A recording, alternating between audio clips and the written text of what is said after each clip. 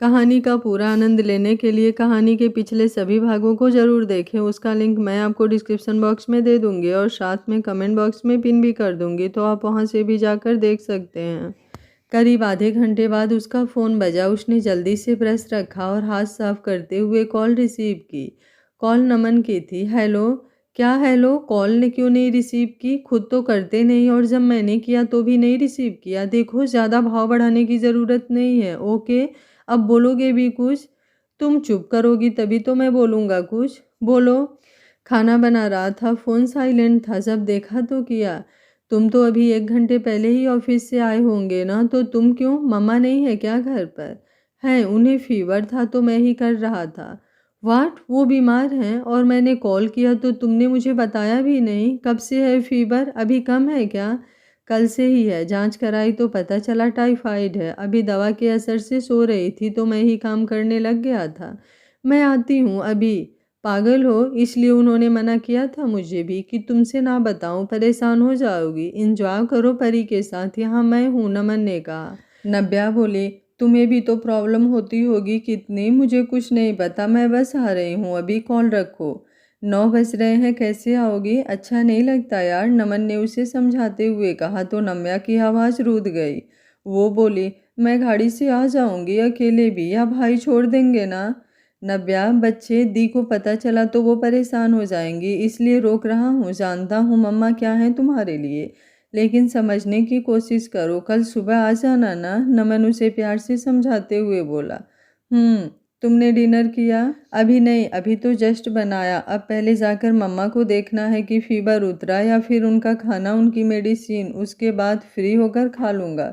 तुम बताओ परी कैसी है? ठीक है, पता है उससे मेरी बहुत अच्छी दोस्ती हो गई है। मेरे पास आते ही वो खुश हो जाती है और रोती भी नहीं है मेरी गोद में, उसने मुस्कुरा कर कहा तो नमन भी मुस्कुरा उठा। कुछ देर तक बात करने के बाद उन्होंने फ़ोन रख दिया। सुबह नमन जब रूम से बाहर आया तो नीतू जी किचन में चाय बना रही थी। ये देख उसे बहुत बुरा लगा। सो सॉरी मम्मा, पता नहीं कैसे नींद ही नहीं खुली। आप हटिए, मैं बनाता हूँ, वो उनके पास जाकर बोला। नीतू जी बोली, तो क्या हुआ बच्चा? ठीक हूँ, अब बना रही हूँ ना, तुम बैठो जाकर। तब तक बेल बजने की आवाज़ आई। मैं देखता हूँ, नमन ने कहा और जाकर गेट खोला तो नव्या खड़ी थी। सुबह सुबह ही भगा दी गई घर से। नमन उसे देख शरारत से मुस्कुरा कर बोला। नव्या ने अजीब सा मुंह बनाया तो नमन सामने से हटते हुए बोला, बहुत मिस किया तुमसे लड़ना। ये सुन वो मुस्कुरा उठी। मैंने भी, वो चमचमाती आंखों से बोली। तभी उसकी नज़र नीतू जी पर गई जो ट्रे में चाय लिए आ रही थी। मम्मा, आप क्यों कर रही हो? कहकर वो जल्दी से गई और उनके हाथ से लेकर ट्रे रख दिया। नव्या, वो उसे देख खुश होते हुए बोली। नव्या उनके गले लग गई। मैं आपसे बहुत ज़्यादा नाराज़ हूँ मम्मा, आपकी तबीयत खराब थी फिर भी मुझे नहीं बताया। आप मुझे अपनी बेटी नहीं मानती ना, वरना बताती ज़रूर, वो नाराज़गी से बोली। नीतू जी बेचैन होकर उसके गालों पर हाथ रखकर बोली, बेटा तू क्या बोल रही है? ऐसा कुछ भी नहीं है बच्चा, तू तो मेरी सबसे प्यारी बच्ची है, बस तुझे परेशान नहीं करना चाहती थी। अच्छा, तो अपनी माँ का ख्याल रखने, उनकी सेवा करने से कोई परेशान होता है? वो आंखें छोटी करके बोली।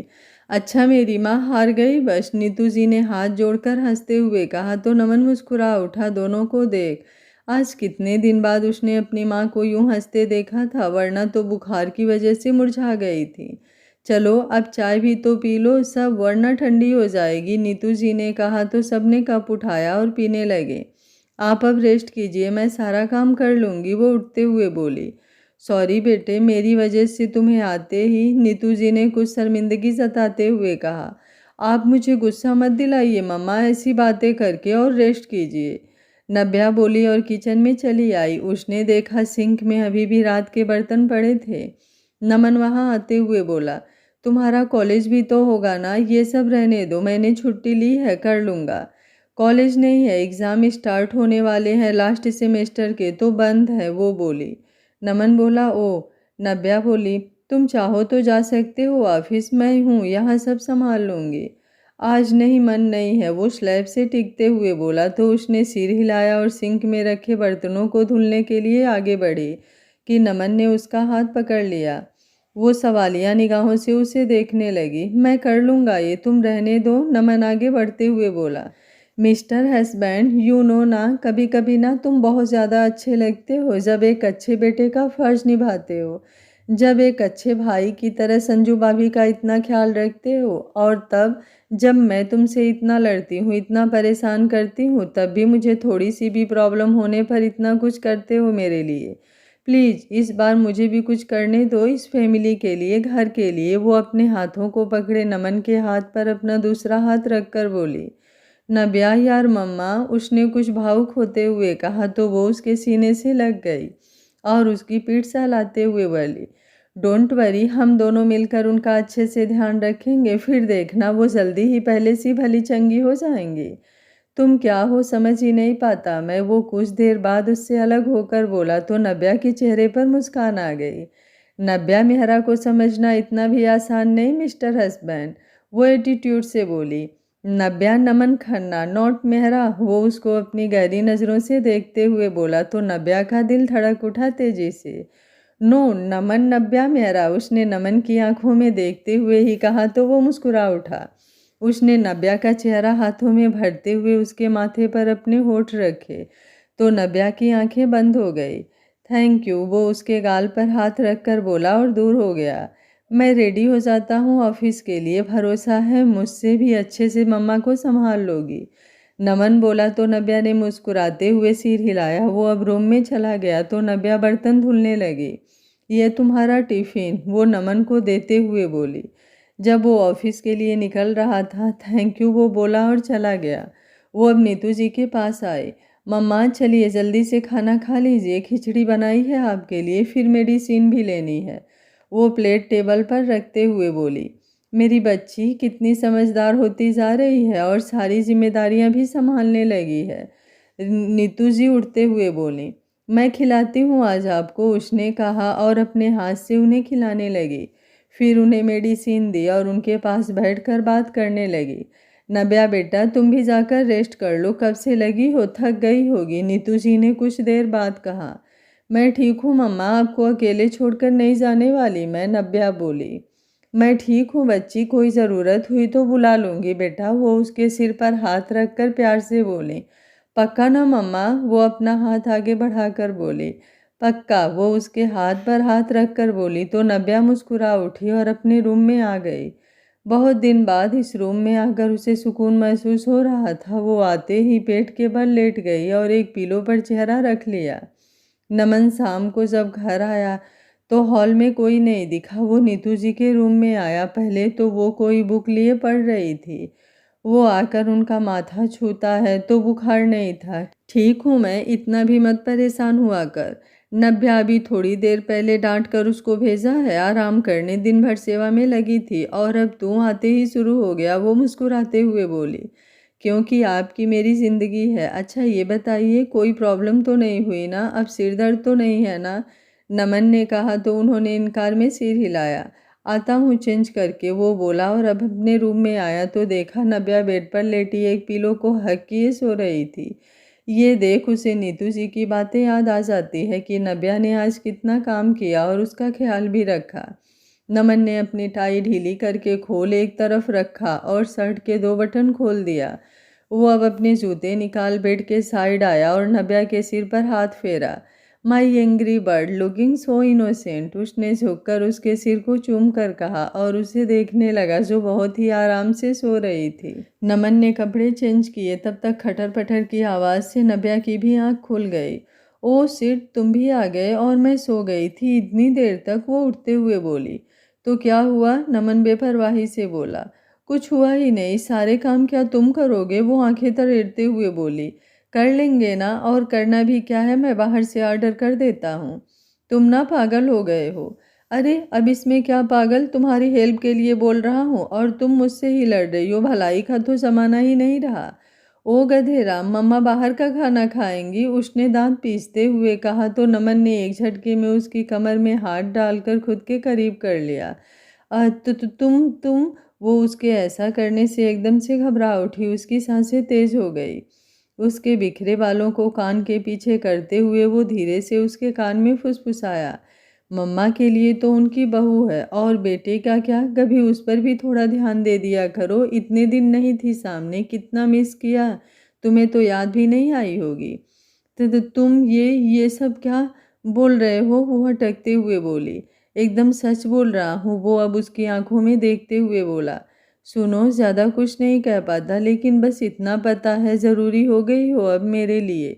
तुम्हारे बिना ये घर बहुत ज़्यादा खाली हो गया था।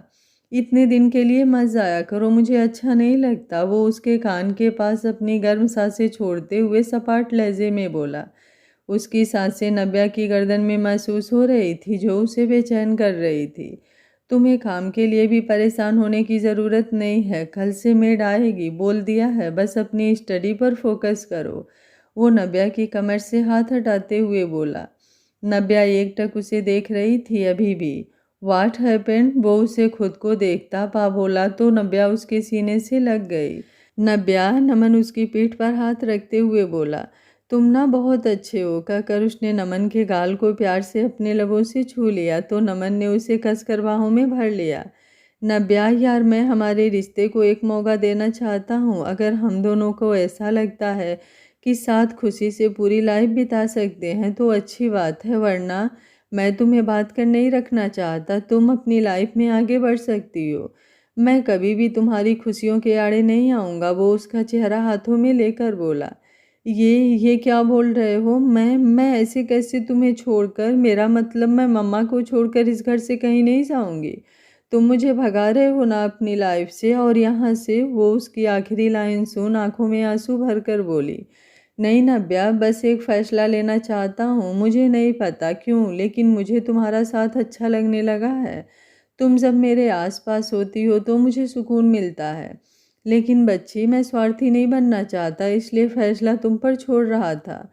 देखो, ज़िंदगी बहुत बड़ी है, कंप्रोमाइज़ से नहीं चलने वाली, इसलिए सोच लो क्या करना है, तुम्हें किस में खुशी मिलती है। वो घुटनों के बल बैठकर उसका हाथ थामे बोला तो नव्या की आंखों में भरे आंसू गाल तक बह आए।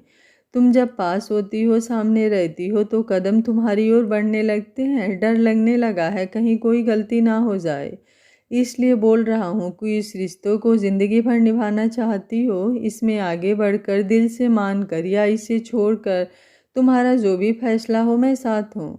नमन ने आगे कहा तो वो भी बैठ गई उसके साथ नीचे और उसका हाथ मजबूती से थामे हुए बोली।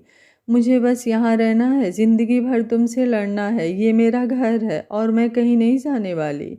रही बात रिश्ते की, तो जिस दिन से ये जुड़ा है उसे मानती हूँ या नहीं, इसका सबूत मेरी ये मांग है, जो तुम्हारे भरने के बाद से कभी आज तक सुनी नहीं हुई। इसमें ये सिंदूर, ये तुम्हारे नाम का है, जो उस दिन से अब तक भरती आई हूँ। सुना तुमने, कहते हुए वो रो पड़ी। नमन की आंखें भी झिलमिला गई। उसने नव्या को सीने से लगा लिया। थैंक यू मेरा बच्चा, थैंक यू, वो उसके बालों को चूमते हुए बोला और उसे टाइटली हग कर लिया। नव्या उससे लिपटी अभी भी सिसक रही थी। ओ माई एंग्री वर्ड, गुस्सा करते हुए अच्छी लगती हो, यूं रोते हुए नहीं, वो उसे अलग करते हुए बोला। आई हेट यू, तुम बहुत दुष्ट हो, बहुत बुरे हो, पहले रुलाते हो फिर मनाते हो। नव्या उसके कंधे पर मारते हुए बोली तो नमन हंस दिया और अपने कान पकड़ लिए। वैसे जब सब ठीक ही हो रहा है तो इस खुशी में वो स्पेशल वाली खीर खिला दो जो तुमने अपने घर खिलाई थी, जिसे खिलाने के बाद मुंह भी मीठा किया जाता है। नमन ने शरारत से उसके गले में बाह डालते हुए कहा तो नव्या के गाल लाल हो गए। तुम ना बड़े कमीने हो, वो उसका हाथ झटकते हुए बोली और वॉशरूम में भाग गई। नमन हंसते हुए बोला, अच्छा सुनो, जल्दी आना हाथ मुंह धुलकर। ये तो बताओ क्या खाना है, ऑर्डर कर देता हूँ मैं, मम्मा के पास हूँ, वहीं आ जाना। कुछ भी, वो वॉशरूम से ही बोली। कुछ भी, ये कोई नई डिश है क्या, नमन ने कहा, जिस पर वो झुझलाते हुए बोली। राक्षस हो एक नंबर के तुम, जल्लाद कहीं के। वो हंसते हुए लिविंग रूम में आया जहाँ नीतू जी थी। वो उनके पास बैठकर बातें करने लगा। आरव हॉस्पिटल से आने के बाद रूम में आया। उसने शर्ट के ऊपर के बटन खोले और बेड पर आकर संजू की गोद में सिर रखकर लेट गया। सभी सो गई? कहाँ है, दिख नहीं रही, आरव ने पूछा। डैड के पास है, तुम्हारी प्रिंसेस, वो उसके बालों में हाथ चलाते हुए बोली। ओह, आरव ने कहा और उसकी कमर में अपने हाथ लपेट दिए। क्या हुआ? संजू उसको उदास देख बोली तो आरव बैठते हुए बोला, नींद नहीं आती यार तुम्हारे बिना, आदत हो गई है। और अब दूसरे रूम में आरू सो तो मैं भी नहीं पाती, साबी दिन भर तो सोती है और रात में कितना चिल्लाती है। वो तो मॉम रहती है मेरे पास, वरना बहुत प्रॉब्लम होती। संजू ने उसके गाल पर किस करके कहा, कोई नहीं, ये दिन भी कट जाएंगे, अभी तो जो मिला है उसे एंजॉय करो, आरव ने शरारत से कहा और संजू के होठों को ब्लॉक कर दिया। वहीं संजू उसे अपनी आंखें बड़ी बड़ी करके घूर रही थी। चेंज करो जाकर। कुछ देर बाद जब आरव दूर हुआ तो वो मुंह बनाते हुए बोली, ओके बेबी। उसने संजू के गाल को छूकर कहा, मैं कपड़े देती हूँ, कहकर वो कबर्ड से उसके कपड़े निकालने लगी। सभी को लेकर गायत्री जी संजू के रूम में आई तो वो सो रही थी। उन्होंने उसे बेड पर लिटा दोनों तरफ से तकिया लगाया। आज तो प्रिंसेस ने पापा का वेट भी नहीं किया, बिना मिले ही निन्नी आ गई बच्चों को, आरव ने उसके सिर पर हाथ फेरते हुए कहा। जब देर से आएगा तो सो ही जाएगी ना, गायत्री जी बोली। क्या करूं मॉम, सीरियस केस आ गया था तो उसमें टाइम लग गया, वरना मैं तो टाइम से ही निकल रहा था, आरव ने उन्हें बताते हुए कहा। नव्या सुबह जब अपने रूम में आई तो नमन, जो अभी ही उठा था, बेड से टेक लगाए किसी सोच में डूबा बैठा था। गुड मॉर्निंग मिस्टर हस्बैंड, वो ड्रेसिंग के सामने जाकर अपने बालों में रिबन लगाते हुए बोली तो नमन ने दूसरी तरफ मुंह घुमा लिया। अरे अब ये गोलगप्पे सा मुंह क्यों फुला लिया यार, वो उसके पास आते हुए बोली। आ क्यों गई, जाओ ना, बड़ा शौक चढ़ा था कि यहाँ नहीं सोना, वो अपनी नाराज़गी जताते हुए बोला। मेरे प्यारे पति देव जी, मैं बस अपनी मम्मा के पास सोई थी क्योंकि उनकी तबीयत ठीक नहीं है और मुझे उनकी टेंशन थी, वो मुस्कुराते हुए बोली। सब समझता हूँ, दूर भागने के बहाने हैं, कल से कितना पासों दिख रहा है। पहले मायके जाकर बैठी थी और फिर जब आई तब भी दूर, मैंने आगे बढ़ने को कहा तो तुम दूर भाग रही हो, वो अब कुछ गुस्सा दिखाते हुए बोला। मैं भाग कहाँ रही हूँ, तुम्हारे पास ही तो हूँ, वो कुछ हिचकते हुए बोली। नमन कुछ नहीं बोला तो वो उसके गाल पर हाथ रखकर बोली, अच्छा सॉरी बाबा, आगे से नहीं होगा। बस अब ये एरोगेंट हस्बैंड की तरफ बिहेव करना बंद करो, वरना मुझे भी अकड़ू वाइफ बनना पड़ेगा। उसकी बात सुनकर नमन के चेहरे पर ना चाहते हुए भी मुस्कान आ गई। That's like my sweet boy, वो उसके गाल खींचते हुए बोली। आह पागल, वो उसका हाथ अपने चेहरे से हटाते हुए बोला तो नब्या खिलखिला दी। फ्रेश होकर नाश्ता बनाती हूँ, फिर साथ ही करेंगे, वो कबर्ड की तरफ जाते हुए बोली। इतना डरने की ज़रूरत नहीं है, बिना इजाज़त के कुछ नहीं करूँगा, नमन ने कहा तो वो कपड़े निकालते हुए बोली। मैं किसी से नहीं डरती, समझे मिस्टर हस्बैंड। रियली, वो शरारत से बोला। कोई शक, वो एटीट्यूड से बोली कि उसे अपने बदन पर किसी का स्पर्श हुआ। नमन ने उसे पीछे से हक कर लिया और उसके हाथ नब्या की कमर से होते हुए पेट पर थे। वो सिहर उठी उसकी करीबी से। तो तुम, वो अटकते हुए बस इतना ही बोल पाई। बस इतने में ही सारी हेकड़ी निकल गई। नमन मुस्कुराते हुए अपने गाल को उसके गाल से लगाकर बोला तो नब्या की आंखें एकदम से बंद हो गई। नमन ने उसे अपनी ओर घुमाया तो वो आंखें खोलते हुए खुद की हार न मानते हुए बोली, किसने कहा डरी, मैं ना डरती ही नहीं हूँ। सच्ची, नमन ने शरारत से कहा और उसके माथे को चूमा तो उसकी आंखें बंद हो गई। ये देख उसने मुस्कुराकर एक हाथ उसकी कमर में लपेटते हुए उसकी बंद पलकों को चूम लिया तो नब्या के हाथ नमन की टी शर्ट पर कस गए। उसके नाखून नमन के कंधे पर धंस रहे थे। वो अब उसके घबराए हुए गुलाबी चेहरे को देखने लगा जो बहुत ही प्यारा लग रहा था। नब्या, ओपन योर आइज, वो कशिश भरे अंदाज में बोला तो उसने इनकार में सिर हिलाया। पागल, कुछ नहीं कर रहा, बस तुम्हें थोड़ा सा परेशान करने के लिए किया था। ओपन योर आइज, वो उसके गाल पर हाथ रखकर बोला तो नब्या ने आंखें खोली। तुम्हें बुरा, वो आगे बोलता कि नब्या ने उसके मुंह पर हाथ रखकर इनकार में सिर हिलाया। यू आर माई हस्बैंड, कहकर उसने नमन के माथे पर किस किया और उसके गले लग गई। जाओ फ्रेश हो जाओ, नमन उससे अलग होते हुए बोला तो वो झेप पर भाग गई। कांता मेड खाना बना रही थी और नीतू जी वहीं किचन में खड़ी उसे कुछ समझा रही थी। जब नमन ऑफिस से आया तो नब्या नहीं दिख रही थी। उसने अब नीतू जी को आवाज़ दी, मम्मा एक कप चाय बना दीजिए, अपने हाथों से सिर में दर्द हो रहा है। नमन ने लिविंग एरिया में रखे गिलास में पानी डालकर पीते हुए कहा, ठीक है बेटा, मैं चाय लाती हूँ, तुम चेंज कर लो तब तक जाकर, नीतू जी ने कहा। जब नमन रूम में आया तो देखा नव्या एक बुक खोल अजीब नज़रों से बुक को घूर रही थी, जो देख उसे हंसी आ गई। अब ये बुक को भी डराना शुरू कर दिया। मैं नहीं मिला तो, नमन ने अपनी टाई ढीली करते हुए कहा तो नव्या का मुंह बन गया। तुम आते ही शुरू मत हो जाया करो, बड़े आए। मैं डरा रही थी कि समझने की कोशिश कर रही थी जो उसमें लिखा है। अच्छा बाबा ठीक है, पढ़ रही थी ये अजीब से डरावने एक्सप्रेशन बुक को दिखाकर। बस खुश, नमन ने बैठते हुए कहा। राक्षस, जल्लाद, बंदर, वो भुनभुनाई। वो नमन को देखने लगी तो बहुत थका हुआ लगा। नमन जूते निकाल रहा था, नव्या ने उसका हाथ पकड़ लिया। जैसे ही वो दूसरा जूता निकालने को हुआ, क्या, वो सवालिया निगाहों से उसे देखते हुए बोला। नव्या बिना कुछ बोले नीचे उतरी और उसके पैर से जूते निकालने लगी। नमन ने तुरंत अपना पैर खींच लिया। पागल हो गई हो, मैं निकाल रहा हूँ, तुम बैठो इधर आकर, वो उसकी बाह पकड़ते हुए बोला। तुम चुप बैठोगे थोड़ी देर, कहते हुए उसने अपना हाथ छुड़ाया और उसके जूते निकाले, फिर जुराफे निकाल कर शू रैक में ले जाकर रखा।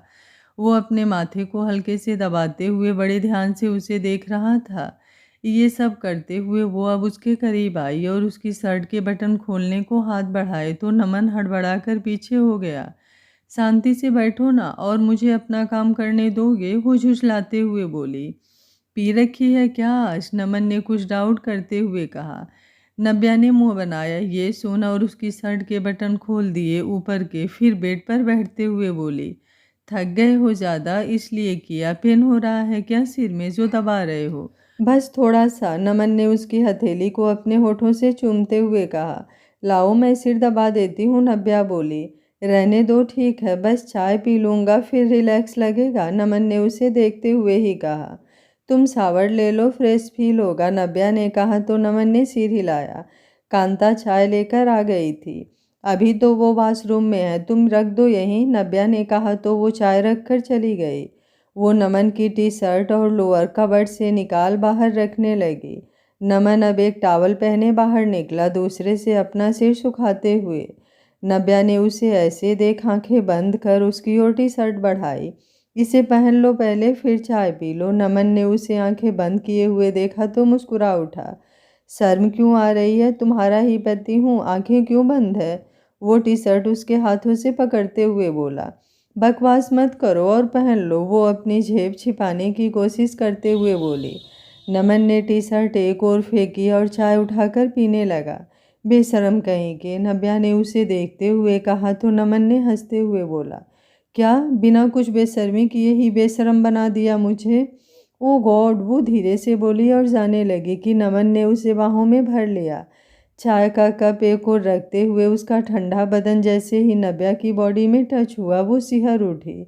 नो मिस्टर हस्बैंड, आगे कुछ नहीं वरना मैं होश खो देती हूँ अपना, नव्या ने उसके खुले कंधे पर हाथ रखते हुए कहा। नमन ने बिना कुछ बोले उसके गालों को चूम लिया तो नव्या ने कसकर आंखें भींच ली। नमन ने उसके गर्दन पर अपनी उंगली चलाई, वो भी अब बेचैन हो उठी थी। उसने नमन के ठंडे गीले सीने पर अपने होठ रख दिए और चूमने लगी तो नमन की धड़कनें एकदम से बढ़ गई और आंखें बंद हो गई। नव्या के लबों के स्पर्श से वो उसके कंधे तक आ गई थी कि नमन ने होश संभालते हुए उसे अलग कर दिया एक झटके में। अभी नहीं, वो उसके गाल पर हाथ रखकर बोला। नव्या लंबी लंबी सांसें ले रही थी। नमन ने उसे खुद से चिपकाया और उसके बालों को सहलाते हुए शांत करने लगा। सॉरी, पर हम आज एक नहीं हो सकते क्या? वो उससे लिपटी हुई उसकी खुशबू को खुद में समेटते हुए बोली। नमन के चेहरे पर मुस्कान आ गई। उसने नव्या पर अपनी पकड़ मजबूत करते हुए कहा, एग्जाम अच्छे से हो जाने दो पहले तुम्हारे। अब तो 2 सब्जेक्ट के ही बच्चे हैं ना, उसके बाद नहीं रोकूंगा ना खुद को ना तुम्हें। नव्या का चेहरा उतर गया था कुछ, उसने सिर हिलाया और उससे अलग हो गई। नमन ने कपड़े पहने, वो जाकर फिर से बुक उठाकर बैठ गई, लेकिन अब तो देख भी नहीं रही थी बुक को। नमन उसके पास आकर बैठ गया तो वो दूसरी ओर देखने लगी। उसने जो किया था या कहा था उससे अब शर्मिंदगी हो रही थी उसे। पढ़ क्यों नहीं रही हो, इसमें ध्यान लगाओ, नमन ने उसका हाथ हल्के से दबाते हुए कहा। बुरा लगा मैंने मना किया तो, नमन उसका चेहरा अपनी ओर करते हुए बोला तो नव्या ने इनकार में सिर हिलाया। आज का पेपर कैसा था? ठीक था, नव्या धीरे से बोली। हेल्प चाहिए हो स्टडी में तो बताना, नमन ने उसके सिर पर हाथ फेरते हुए कहा तो उसने सिर हिलाया। नव्या, नमन ने उसका चेहरा हाथों में भरते हुए प्यार से कहा। मैं ठीक हूँ, चलो डिनर करते हैं, भूख लगी होगी, नव्या ने चेहरे पर मुस्कान लाते हुए कहा। आज उसका एग्ज़ाम ख़त्म हो चुका था और वो बहुत ज़्यादा खुश थी। एक तो पढ़ाई पूरी होने की खुशी और दूसरा कल उसका और नमन का पहला वैलेंटाइन डे था। कितना बोरिंग हस्बैंड मिला है मुझे, जिसकी खूबसूरत सी बीवी उसके सामने बैठी है और ये इस लैपटॉप में घुसा है, नव्या धीरे से बड़बड़ाई। लेकिन नमन को सब सुनाई दे रहा था। वो मन ही मन हंसते हुए बोला, बस आज का दिन, फिर पता चलेगा कितना बोरिंग हस्बैंड है तुम्हारा। सो जाओ, नींद नहीं आ रही क्या जो अकेली कथा करने में लगी हो, नमन ने एक नज़र उस पर डालते हुए कहा। राक्षस, कल पता है क्या है, नव्या ने अपने गुस्से को कुछ कंट्रोल करते हुए पूछा। मंडे है, वो तो रोज आता है, इसमें मैं क्या करूं, नमन का इतना कहना था कि नव्या ने उसकी गर्दन की तरफ अपने हाथ बढ़ाए। नमन उसे देखने लगा तो उसने झट से हाथ पीछे खींच लिए। गला दबाने वाली थी तुम मेरा, नमन ने उसे घूरते हुए कहा तो नव्या ने जल्दी से इनकार में सिर हिलाया। मुझे नींद आ रही है, गुड नाइट, नव्या उसके गाल पर किस करके बोली और झट से खुद को ब्लैंकेट में छुपा लिया। नमन उसकी हरकत पर मुस्कुरा दिया। उसे लगा जब कि वो सो गई है तो वो जल्दी से रूम से बाहर निकल गया। 2-3 घंटे बाद वो रूम में आया तो भी नव्या सो रही थी। नमन ने जाकर उसका ब्लैंकेट हटाया और उसके ऊपर झुकते हुए उसके गाल पर हल्के से किस करते हुए बाइट कर लिया तो नव्या उनिंदी आंखों से उसे घूरने लगी, अपने गाल पर हाथ रखकर। वे कब, नमन ने उसे बाहों में उठाते हुए कहा। अभी तो रात है ना मिस्टर हस्बैंड, तो क्यों परेशान कर रखा है, वो मुंह बिगाड़ते हुए बोली। जल्दी से मुंह धुलो और बाहर आओ, नमन ने उसे वॉशरूम में खड़ा करते हुए कहा। क्यों, वो अलसाए हुए बोली। सवाल बहुत करती हो यार, जल्दी करो, नमन ने कहा तो वो हाथ मुंह धुलकर बाहर आई। नमन ने उसकी आंखों पर हाथ रखते हुए कहा, चलो अब मेरे साथ। क्या कर रहे हो, मैं गिर जाऊंगी, वो कुछ गुस्सा करते हुए बोली। नहीं गिरोगी, मैं हूं ना साथ, मैं गिरने दूंगा तब ना, नमन ने कहा और उसे दूसरे रूम में ले आया। फिर उसकी आंखों से हाथ हटाते हुए उसके कान में फुसफुसाया, happy first Valentine day my love. Navya आंखें फैलाए चारों तरफ देख रही थी। पूरा रूम मोमबत्ती की रंगीन लाइट्स में चमक रहा था और गुलाब की पंखुड़ियों से बड़ा सा दिल बना था जिसमें वो दोनों खड़े थे। फूलों और रेड वाइट बैलून से रूम की दीवारें सजी थी। सामने टेबल भी सलीके से सजा था जिस पर केक रखा था और 2 चेयर। उसने नमन को कसकर गले लगा लिया। हैप्पी वैलेंटाइन डे, ये सब तुमने मेरे लिए किया, बहुत ज़्यादा खूबसूरत है, नव्या खुश होकर बोली। ये पहन कर आओ, नमन ने एक बॉक्स नव्या को देते हुए कहा। नव्या ने मुस्कुराते हुए उसे पकड़ा और लेकर वॉशरूम में चली गई। कुछ देर बाद वॉशरूम का डोर खुला तो नमन पलके झपकाना ही भूल गया। रेड शिफॉन की साड़ी और गोल्डन हाफ शोल्डर ब्लाउज में चेहरे पर हल्का सा मेकअप और डार्क रेड लिपस्टिक, गले में बस वही पतला मंगलसूत्र, बाल कंधे के एक तरफ थे। Looking so hot and pretty, Naman ने आगे बढ़कर उसका हाथ थामते हुए कहा तो नव्या के चेहरे पर शर्मीली सी मुस्कान आ गई। वो उसे लेकर टेबल पर आया जहां उसका हार्ट शेप में फेवरेट फ्रूट केक था जिस पर हैप्पी वैलेंटाइन डे लिखा था। वाह, ये तुमने बनाया, नव्या खुश होते हुए बोली तो नमन उसके पीछे से होते हुए कहा। वाह, ये तुमने बनाया, नव्या खुश होते हुए बोली तो नमन ने हाँ में सिर हिलाया। चलो केक कट करते हैं, नमन ने उसके पीछे होते हुए कहा और उसके हाथ में नाइफ पकड़ा कर खुद भी पकड़ लिया और केक कट किया। नव्या ने केक का एक टुकड़ा उसकी ओर बढ़ाया तो नमन ने शरारत से ना में सिर हिलाया और उसे अपने मुंह से खिलाने का इशारा किया तो उसकी सांसें अटक गई। नमन ने मुस्कुराते हुए केक का एक टुकड़ा उसके हाथ से लेकर आधा अपने मुंह में रखा और नव्या की कमर में हाथ लपेट कर उसे एकदम करीब कर लिया और खाने का इशारा किया। नव्या ने शर्माते हुए केक का आधा भाग खाकर दूर होना चाहा कि नमन ने उसके लबों को कैद कर लिया।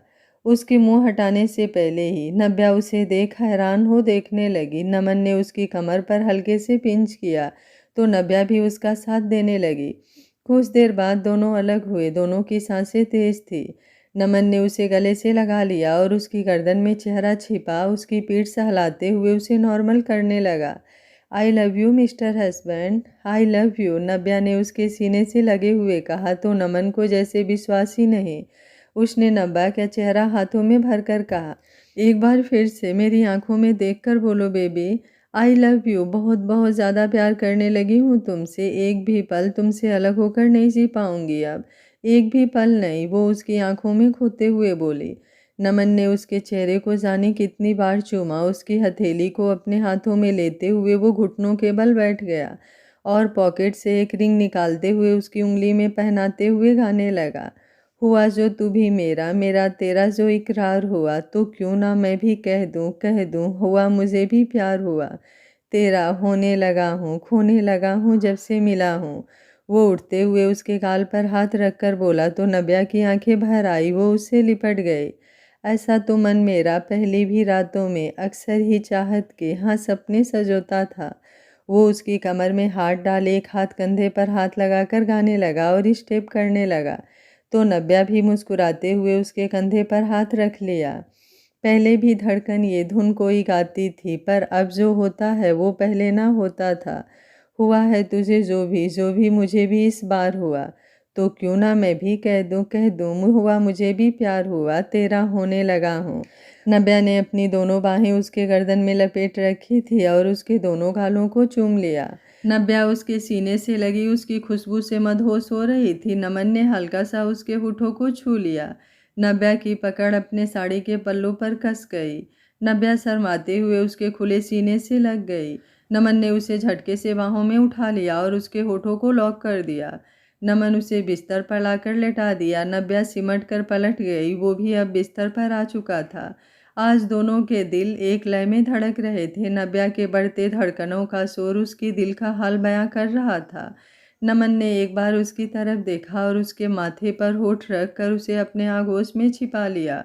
आज दोनों के बीच कोई दूरियां नहीं थी, सिर्फ एक दूसरे के प्रति प्यार, समर्पण और ढेर सारे एहसास थे जो दोनों एक दूसरे के धड़कनों को महसूस करते हुए दिलों से बयां कर रहे थे।